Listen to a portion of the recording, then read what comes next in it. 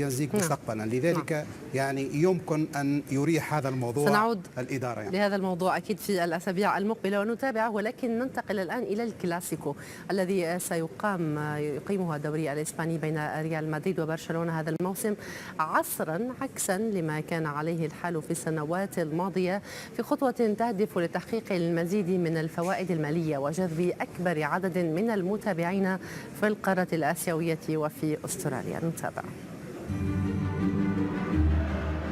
في خطوة هي الأولى من نوعها وسعيا لتسويقه أكثر في شرق القارة الآسيوية وأستراليا، سيقام كلاسيكو إسبانيا بين ريال مدريد وبرشلونة المقرر يوم السبت 23 من ديسمبر الحالي على غير العادة، حيث تم تعديل الموعد ليقام في وقت مبكر. قرار تغيير موعد الكلاسيكو الذي كان يقام خلال الفترة المسائية لعقود خلت يهدف إلى تحقيق قدر أكبر من الفائدة المادية والمداخيل المختلفة نظرا لغنى السوق الآسيوية والشركات الراعية لأكبر الأندية العالمية لجذب المزيد من المشجعين الآسيويين وأموالهم. ومن المتوقع أن يبلغ عدد المشاهدين لهذا اللقاء الذي يعد الأهم في رزنامة مواعيد كرة القدم خلال الموسم نحو 650 مليون شخصا عبر التلفزيون، تجذبهم المنافسة الشديدة بين ناديين زاخرين بالنجوم كرونالدو وميسي وغيرهم، ولما تمثله أيضا من حساسية سياسية بين مركزية مدريد وإقليم كاتالونيا، وهي الواجهة المثالية والمباراة الأهم لكل الشغوفين بكرة القدم الإسبانية. إلا أن الليغا والناديين يبحثان أيضا عما هو أبعد من العائدات المغرية لحقوق البث التلفزيوني، إذ ترغب هذه الأطراف بالحصول على فرصة أكبر لإبراز رعاة الدوري والناديين، ما قد يساهم في حصولهم جميعا لاحقا على عقود جديدة ذات عائدات مالية أكبر. وكان برشلونة قد وقع العام الماضي عقد رعاية لقميصه مع شركة التجارة الإلكترونية اليابانية راكوتين، والذي تقدر قيمته ب 258 مليون دولار على الأقل على مدى 4 أعوام، وهو رقم قياسي للنادي. وتندرج هذه الخطوات في إطار استراتيجية يعتمدها الدوري الإسباني ويبدو من خلالها مدركا لتراجع موقعه في آسيا مقارنة مع الدوري الإنجليزي الممتاز الذي يحظى بشعبية أكبر لدى المشجعين، حيث تقدر عائدات البث التلفزيوني محليا ودوليا للدوري الإنجليزي 3 مليارات و900 مليون دولار في الموسم، مقابل 1 مليار و900 مليون دولار للدوري الإسباني. وعلى الرغم من التفوق الإنجليزي آسيويا، إلا أن الدوري الإسباني يعوض في مناطق أخرى عالميا، ولا سيما في القارة الأمريكية، حيث نسبة كبيرة من الناطقين بالإسبانية وحتى في أوروبا. إذن لا يمكن لأحد تجاهل السوق الصينية ولا حتى الآسيوية هذه الأيام. نتحدث عن مئات الملايين من المتفرجين، نتحدث عن مئات الإعلانات، عن الترويج، عن حقوق البث، عن ملايين من الدولارات أو اليوروهات. صحيح، ولا واحد حاليا في العالم ينتظر الكل كلاسيكو. يعني تغيير التوقيت لأول مرة في تاريخ الكلاسيكو إلى منتصف النهار بتوقيت غرينتش هو مدروس، والتاريخ مدروس جدا، سواء كان لأسباب اقتصادية أو ترويجية أو حتى لأسباب سياسية تتعلق بإقليم كاتالان. ونحن اليوم أو غدا هناك تصويت على الإقليم خروجه من عدمه. أول شيء يعني نتحدث أنه لماذا هذا التوقيت؟ لأنه هذا التوقيت يتزامن مع شنغهاي، يتزامن مع جاكرتا، يتزامن مع مدريد، ويتزامن مع نيودلهي، وكل يعلم هذه العواصم الكبرى والتوقيت وما مدى إمكانية خدمة الرعاة نفسهم. لأن السنة الماضية تحديدا الكلاسيكو رغم أنه كان متأخر نوعا ما، جنى الرعاة من وراء الكلاسيكو أكثر من 50 مليون دولار.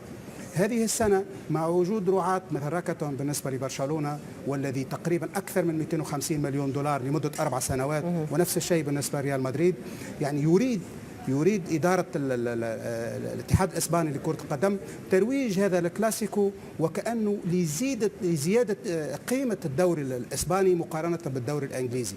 لاحظنا وهو أنه طرفي الكلاسيكو تقريبا العلامة التجارية طرفي الكلاسيكو تزيد عن 7.1 مليار دولار. إيرادات الناديين مع بعض تزيد تقريبا عن 1.2 مليار دولار أيضا، يعني أرقام فلكية وخيالية إلى جانب قيمة اللاعبين. يعني هناك داخل إسبانيا تحديدا لماذا لا يتم التوجه أيضا إلى أمريكا اللاتينية، خاصة أن هناك نجوم كبار موجودين على غرار ميسي، سواريز، لاعبين كبار آخرين موجودين، يجب أخذ بعين الاعتبار، خاصة أن القدرة الشرائية لدى المواطنين في أمريكا اللاتينية ارتفعت. حاليا هناك تركيز كبير على آسيا قدوة بالدوري الإنجليزي، ولاحظنا من خلال التقرير أنه قيمة الدوري الإنجليزي وصلت إلى 3.9 مليار، هناك ملياري دولار فرق بين وخاصة أنه هذا الكلاسيكو مثل ما لاحظنا أنه 650 مليون مشاهد منتظر إلى جانب 300 أو 350 مليون عبر صفحات التواصل الاجتماعي، خاصة أن هناك ناس تعمل في طيلة النهار للمتابعة عبر وسائل التواصل الاجتماعي وتويتر والإنستغرام والفيسبوك. إذا أكيد ذكرت نقطة مهمة، وهي مساواة أو مجاراة الدوري الإنجليزي الذي توجه في الآونة الأخيرة بشكل واضح إلى السوق الصينية، إلى المشاهد الصيني والآسيوي عموما. هل سنرى يوما من الأيام الكلاسيكو يلعب في الصين ربما أو في نيودلهي؟ ربما، لكن لا أعتقد ذلك، لأنه دول مثل هذه لديها سيادة، ونحن نتحدث عن 236 كلاسيكو، نتحدث عن برنابيو، ونتحدث عن جماهير تعشق الكلاسيكو، تدفع يعني تذاكر بشكل غير عادي من العالم العربي. هناك من يشاهد الكلاسيكو ويذهب مباشرة سواء كان البرنابيو أو إلى برشلونة. يعني أعتقد أنه تظل، لأنه تجذب هذا الكلاسيكو يجذب سياح بشكل كبير إلى إسبانيا، يتجاوز مباراة كرة قدم. يعني إلى جانب النجوم اللي موجودة وقيمتها السوقية ولتجاوز المليارات الدولارات، هناك شركات تسعى إلى وضع اسمها أو وضع على قمصان هذه الأندية.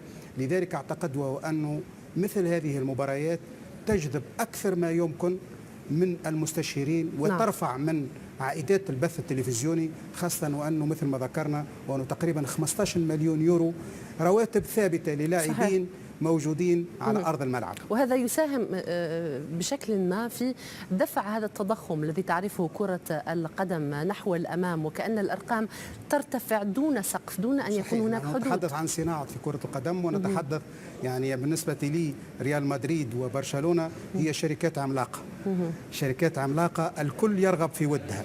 يعني لو خرجت طيران الإمارات من ريال مدريد غدا سنجد كبرى شركات الطيران وكبرى شركات الخدمات، وتدفع أكثر أو ضعف المبلغ المدفوع حاليا، مثلا 38 مليون يورو سنويا، سنجد 50 و60، مثل راكاتون وهي تدفع 58 إلى 60 مليون يورو سنويا. يعني هذه أرقام فلكية وغير موجودة.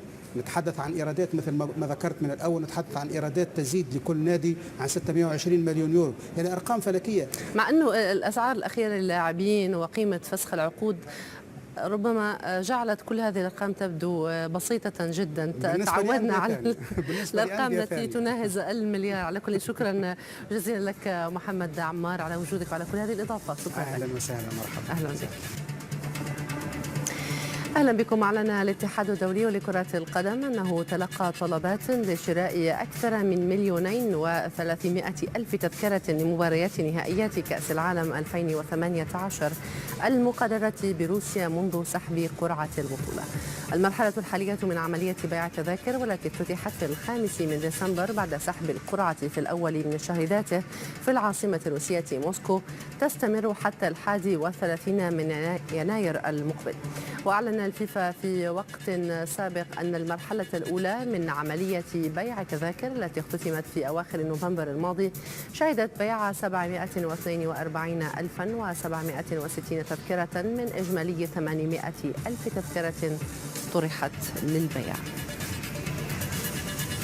أعلن الاتحاد الدولي لكرة القدم توقيع عقد رعاية مع مجموعة مينغنيو الصينية المتخصصة في الصناعات الغذائية كراع رسمي لنهائيات كأس العالم روسيا 2018.